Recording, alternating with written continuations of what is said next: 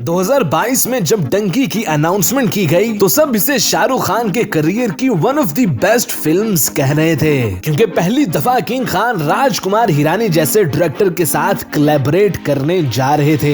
लेकिन डंकी का trailer release होते ही कुछ लोग इसे वर्स्ट ट्रेलर कहने लगे, कुछ को शाहरुख खान की डी एजिंग पसंद नहीं आई और कुछ लोग तो फिल्म की कहानी पर ही तनकीद करने लगे। हालांकि शाहरुख खान जो अपनी फिल्में नहीं देखते, उन्होंने रिसेंटली बताया कि डंकी को वो 5 दफा देख चुके हैं। मतलब इस फिल्म में कुछ बहुत बड़ा और स्पेशल जरूर है जिसे अब तक पब्लिक से छुपाया जा रहा है। अब डंकी से रिलेटेड इन नेगेटिव बातों की 2 बड़ी रीजंस हैं। सबसे पहली चीज ये है कि एनिमल के बाद डंकी वो दूसरी बड़ी फिल्म थी जिसका ट्रेलर रिलीज किया गया। अब एनिमल का ट्रेलर ही ब्लॉकबस्टर था, क्योंकि पूरी फिल्म के हाइलाइट्स ट्रेलर में ही डाल दिए गए। वो चाहे रणबीर कपूर और बॉबी देओल का फाइनल फाइटिंग सीन हो, फिल्म के इंटरवल में होने वाला एक्शन सीक्वेंस, या फिर वो पापा पापा वाला सीन। जबकि डंकी के टीजर और ट्रेलर में सारे हाइलाइट्स और फिल्म की कहानी को बिल्कुल रिवील नहीं किया गया। अब पठान और जवान के ट्रेलर्स में शाहरुख खान का कमाल का एक्शन और डायलॉग्स देखने के बाद लोग डंकी से भी इस तरह की उम्मीद ही कर रहे थे,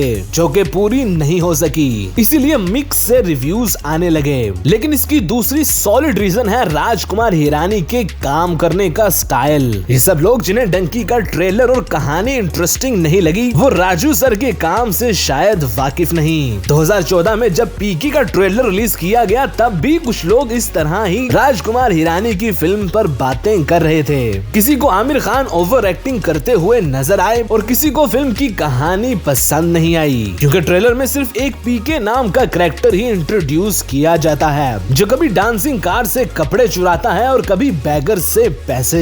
तो सोचा ये जा रहा था कि सिर्फ यही कुछ फिल्म में भी देखने को मिलेगा, लेकिन फिल्म ने रिलीज होते ही सबको हैरान ही कर दिया। फिल्म की कहानी एक्चुअली 3 बड़े रिलीजन्स के गिर्द घूम रही थी, जिसमें उन सब चीजों को डिस्कस किया गया जो इन रिलीजन्स में गलत हो सकती हैं। और आमिर खान के कैरेक्टर की ओवर एक्टिंग भी गलत साबित हुई, क्योंकि ये एक ऐसा कैरेक्टर था जो दूसरे प्लेनेट से आया था। तो जाहिर है इसका बोलना, चलना और सोचना बाकी सबसे अलग ही दिखाई देगा। यानी दोनों ऑब्जेक्शंस जो आमिर खान की एक्टिंग और पीके की कहानी पर ट्रेलर देखने के बाद लगाए जा रहे थे, वो फिल्म देखने के बाद गलत साबित हो गए। बिल्कुल इसी तरह डंकी की कहानी को वीक कहने वालों और शाहरुख खान के कैरेक्टर पर सवालात उठाने वालों के साथ भी होने वाला है, क्योंकि अभी रिसेंटली बुग्गू का कैरेक्टर प्ले करने वाले एक्टर का कहना था कि डंकी के ट्रेलर ने 10% भी फिल्म के बारे नहीं दिखाया।